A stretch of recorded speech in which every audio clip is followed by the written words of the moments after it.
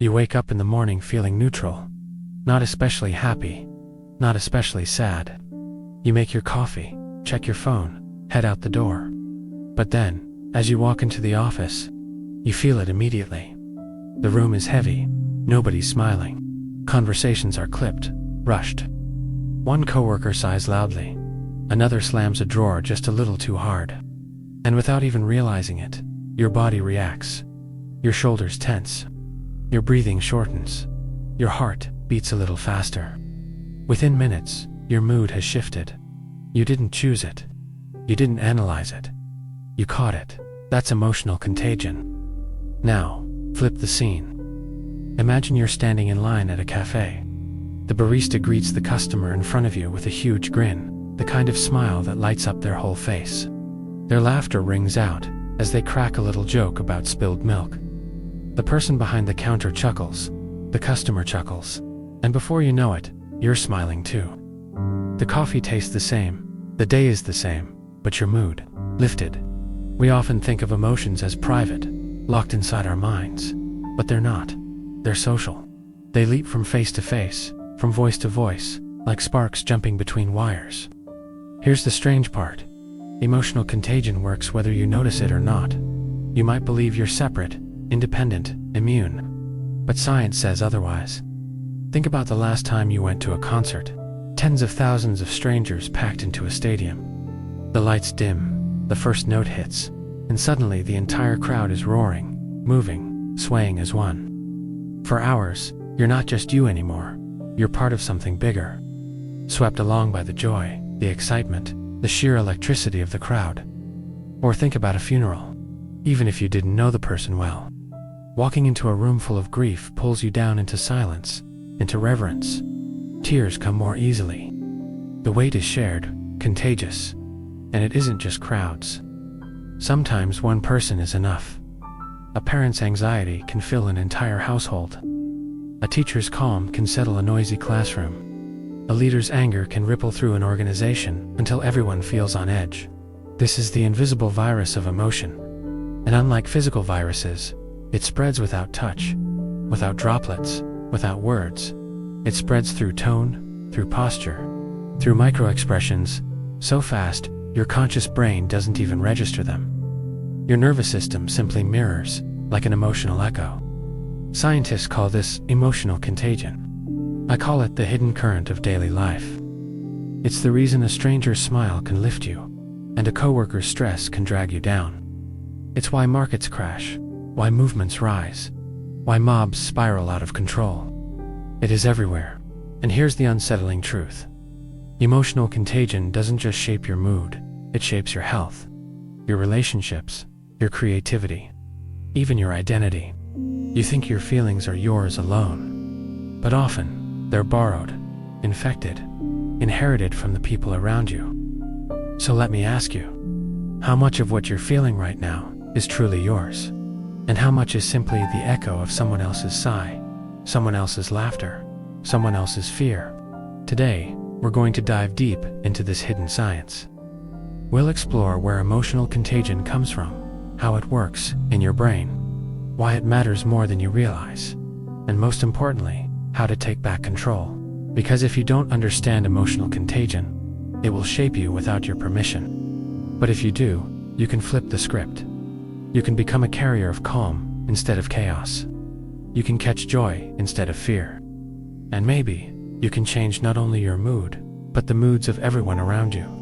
Hello, and welcome. You're listening to Think Easy Podcast, the podcast where we explore the hidden forces that shape the way we think, feel, and live. Every week we dive into the psychology of everyday life, the shortcuts of the mind, the mysteries of emotion, the patterns of behavior that guide us more than we realize. Some of these forces are ancient, some are subtle, all of them are powerful. And here, together, we shine a light on them, so we can live with more awareness, more freedom, and more humanity. If this is your first time tuning in, I'm so glad you're here. And if you've been with me for a while, welcome back. You already know, this is not a lecture, not a class. It's a journey, one we take side by side. Today's journey is about something that flows between us every moment of every day. Emotional contagion. Welcome back, my friends, to another journey into the strange, fascinating landscape of the human mind. If this is your first time here, let me say, you've chosen a good episode to start. Because today, we're going to explore something that touches every single one of us. Every single day, whether we realize it or not. We often talk about emotions as though they're private. My feelings, my mood, my stress, my joy. We speak as if they begin and end within the boundaries of our own skin. But what if that's not true? What if emotions aren't just individual sparks, but part of a shared current flowing between us, bouncing back and forth like invisible waves? That current has a name: emotional contagion. Now, maybe you've heard the phrase before. Maybe in a psychology article, maybe in a leadership seminar. But here's what I want you to know. This isn't just theory. This isn't abstract. This is happening to you right now. If you're listening to me with headphones, alone in your room, my tone of voice is already nudging your nervous system. If you're listening in the car with someone beside you, their body language, their sighs, their laughter, they're seeping into you, even as we speak. And the fascinating, sometimes frightening truth is this: emotional contagion is not optional. You don't get to opt out. From the moment you wake up until the moment you fall asleep, you are catching feelings.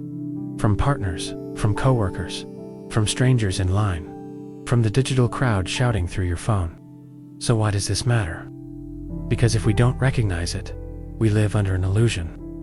We think we're the authors of our own moods, when in fact, we're echoing someone else's. We think we're choosing freely, when in fact we're being nudged by forces we barely notice. But here's the empowering flip side. Once you do recognize it, you can change the game. You can spot when a mood isn't yours.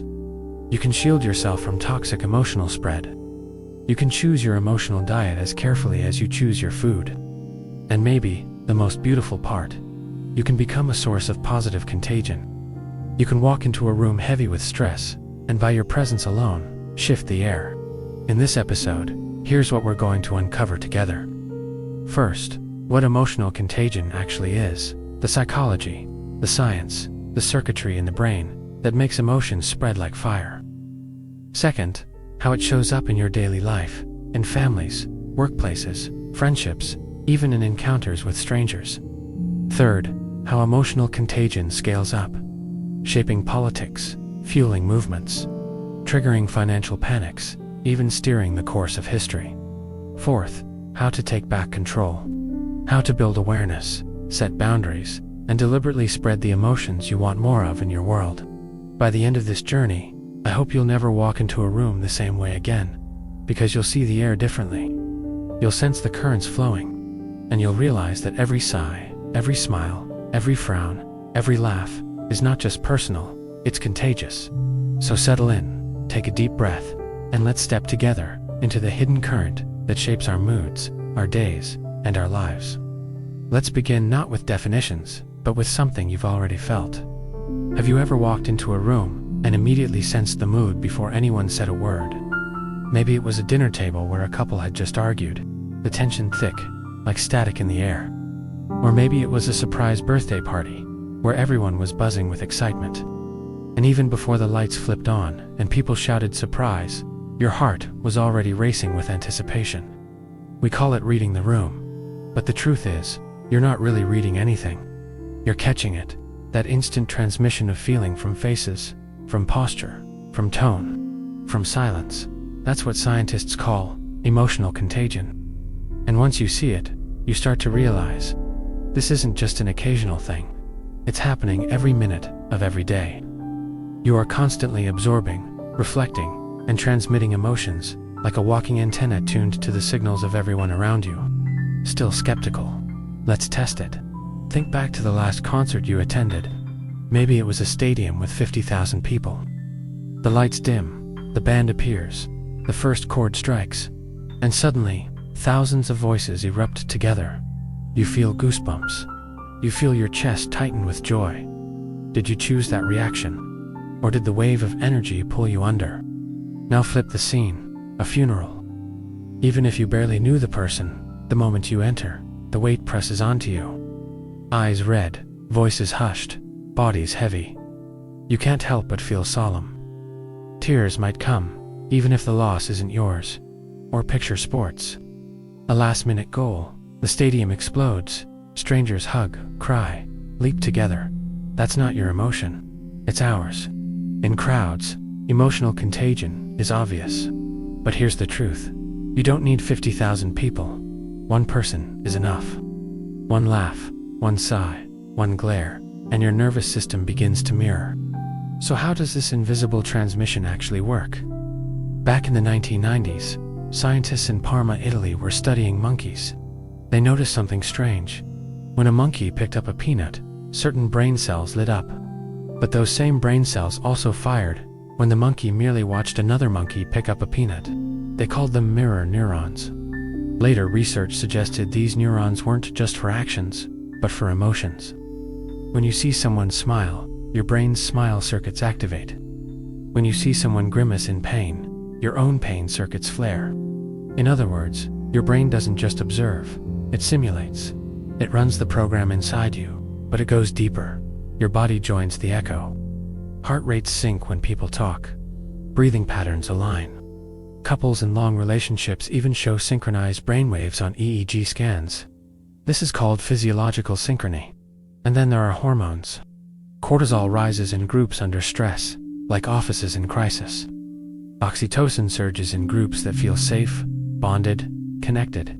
Your entire biology is wired not for isolation, but for resonance. Why did nature build us this way? Think of our ancestors on the savannah. If one member of the tribe spotted a lion and felt fear, that emotion had to spread instantly to everyone. No time for debate. Fear had to be contagious. Lives depended on it. The same with joy. Around the fire, laughter bonded tribes, calm spread safety. Sadness shared meant mourning together, strengthening social ties. In other words, emotional contagion is not a bug. It's a survival feature. It's the glue of human cooperation. But, and here's the catch, in the modern world, this ancient wiring plays out in strange ways. Instead of lions, we catch anxiety from coworkers. Instead of firelight, we catch outrage from social media. Instead of bonding in small tribes, we amplify fear across millions online. The system is the same. The scale has changed. Still think it's just metaphor. Let's look at experiments. In 2014, Facebook secretly ran a study on 700,000 users. They tweaked news feeds, showing some people more positive posts, others more negative ones. The result, people exposed to positivity posted happier updates. People fed negativity posted darker ones. Moods shifted without anyone realizing they were manipulated. In another study, researchers placed participants in a waiting room with actors who were secretly told to act sad, angry, or happy. Within minutes, participants mirrored the emotions, posture, tone, even heart rate, without being aware. Even yawns are a form of emotional contagion. One person yawns, another follows, and before long, the whole room is yawning. Scientists still debate why, but many believe it's empathy in action, an ancient synchrony mechanism. Here's the paradox. Even though emotional contagion is universal, most of us deny it.